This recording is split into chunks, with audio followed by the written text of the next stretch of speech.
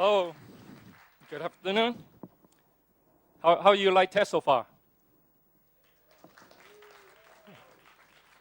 Okay, before I go, I'm going to ask a few questions here. Depending on your answer, I'm going to give a different version of my presentation. So how many of you have a cell phone with you? How many of a cell phone has a camera in there? How often do you use it? Okay. Well, there is something that we always take for granted every day. There was a lot of stuff that are put into these devices over and over time. And a lot of time, you ask the questions, why do you have to continue to invest so much time and energy into advancing some science, some area where we don't even know what we're going to do with it? So today, I'm going to share with you a couple of ideas, some of the work that has been worked on by most of the practitioners in the field. And pretty soon, you're probably going to see some of those in the devices, maybe in a year or so, that are coming out in some of the future phones. Now, one of the things I wanted to talk to you about is what we know about camera and imaging is the largest market and applications that are used that contain cameras are in cell phone. Over 1 billion of those are being manufactured every year. Probably another few hundred million of those are being thrown away every year in your closet. However, what we're seeing is that in a few years, maybe in the next 3 years, 5 years or so, you're going to see a completely new way of using these kind of imaging devices. When I say camera imaging, it's more than just taking a still pictures. It might be taking a video. Better yet, it's going to go from the way that we look at imaging, taking a picture or video, going into something that some little tiny machines, these devices, can actually try to make some sense out of the things that you look at, whether it's a picture or a movie, and do something with that. You probably have seen some of those in the day-to-day devices today. For those of you who are been looking at Scientific American and some of those journals, you probably see that some of these devices has been incorporated in the houses. But pretty soon, you're going to go to an appliance store and buy a refrigerator. You take the refrigerator when it's delivered to your home. You're going to hook it up to the power, and more than that, you're going to hook up to the internet, probably wirelessly. Why do you need that? Well, if you have a couple of cameras inside your fridge, you don't have to go and buy your grocery, right? But in any case, one of the things that's going to happen is, over the next few years, there's going to be an explosion of usage of these devices, and it's not the human who's going to look at a final product. It's about how we're going to make decisions from a human viewable to a machine viewable way. So I'm going to bore you with something a little bit more technical here. It's kind of hard to give a talk without anything like a slide like this. So looking at the overall trend, as I mentioned before, that there's 1 billion of these devices that are put into the phone every year. However, if you look at the pressure that this industry are facing, is tremendous. Looking back in the last 10 or so years, the trending of the 3 most important metrics of making these kind of devices are the feature size, how small the phones are. I can show you later on if you're interested in that. This is the first generation phone. I don't know if anyone of you remember this. This is a Nokia 7250. This was a long time ago. It's very reliable. I'm still using it every day. I drop it in water a few times. I won't tell you where, but pick it up, dry it, and it works. This is the latest device. The difference between these two devices, this is prehistoric in terms of the camera in here. This is, have you ever heard of VGA? This is pre-VGA. This guy has a 5 megapixel auto-focusing, zooming, and all that fancy stuff. The difference between these two cameras are something that happens just roughly over a decade.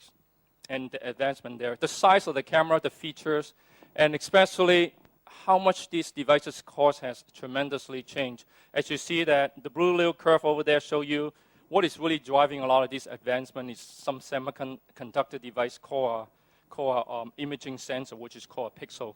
How small the pixel determine how small you can make these devices. The green curve there show you roughly how much the cost of an equivalent VGA cameras in the last 10 years or so. And the red curve is where the advance, you continue to pack more and more of these pixels. Why do you need to have, 5 megapixel, 8 megapixel, 12 megapixel, and some of those cameras that you see, like the guy back there, These are 20, 50 megapixels. What it does is it allows you to take a pictures and be able to blow up to a poster, probably the size of this wall if you want to. It's interesting, but in any case, let me tell you. Devices have one or more cameras today. They incorporate features that are often found in high-end digital SLRs and digital still cameras of not long ago. Two challenges of traditional camera designs are the difficulty in incorporating advanced features in increasingly smaller spaces and current manufacturing methods which only produce a few lenses at a time, resulting in high cost and low output rates. The Tessera wafer-level camera process addresses these challenges through a three-step process. The process begins with thousands of lenses created on a single glass wafer.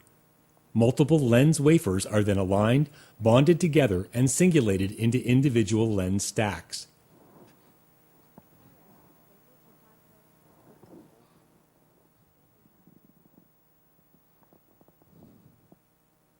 During step 2, an image sensor wafer is encapsulated by a glass cover.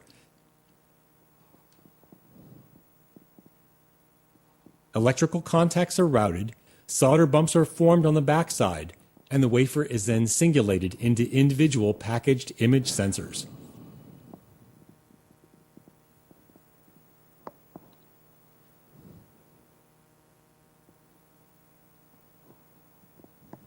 In the third and final step, each lens stack is mounted onto a packaged image sensor, creating a wafer-level camera module. A housing is then placed on the assembled module, creating a reflow-compatible wafer-level camera.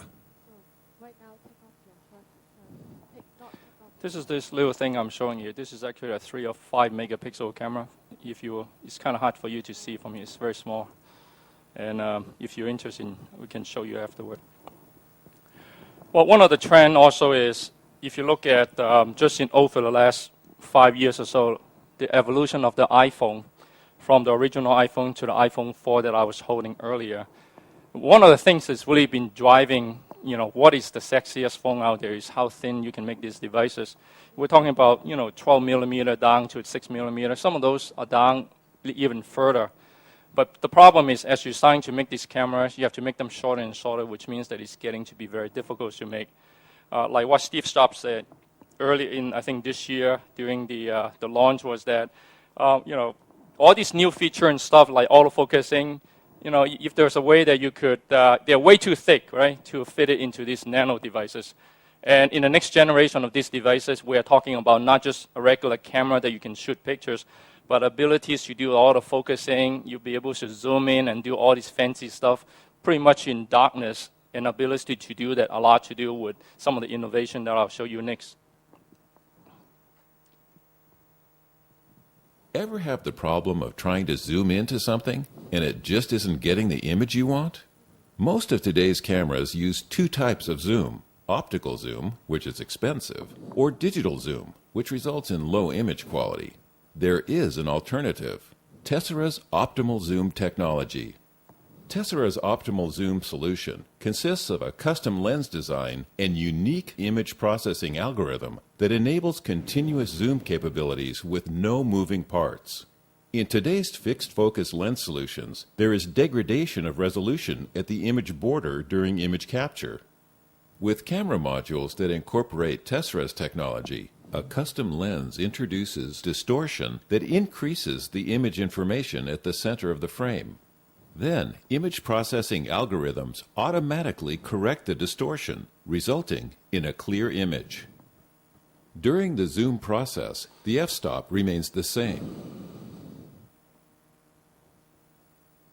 Because Tessera Optimal Zoom technology has no moving parts, extremely small camera lens modules can be built. This technology is ideal for small form factor devices, such as smartphones, digital still cameras, camcorders, and gaming devices, where size and cost are critical. Tessera's optimal... Okay, well, I'll skip this slide. I'm down to about a minute now. Well, I mean, the question is, you're starting to see, I show you two of these examples of devices that's going to come out probably over the next 12 to 18 months. There's probably another dozen or so of these new innovations that are going on in the industry that might not be visible to the end user. But at the end of the day, what are we going to use all this innovation for? A lot of times, scientists, actually Gino asked me to put my glasses on so then I look more credible. But in any case, that's okay. But a lot of time, scientists continues to work on, and sometimes you take a step back and think through, what is it that you're trying to achieve at the end? And the method that we're going down, is that the right thing for you to go and do? A lot of time you have to take you go back and say, oh, you know what, it's really this that we wanted to go and accomplish. And you have to look at it as, it's not so much of continuing the evolution of the way that we go about doing things, but you have to look at it, what is the end result that you want to get to, and find a solution to go around and solve that problem, rather than continues to invest in this. Just for information, for those of you who are interested in it, these two technologies that I just introduced, each one of those costs, the first one costs over $500 million US invested in there. And the second one has cost not quite, but close to $100 million. We're talking about a lot of money invested in this area. And the way we can go forward is that we got to be very judiciously find the right problem to solve and make sure that those resources has the return on investment, not just financially, but it makes sense for us in the future. Thank you.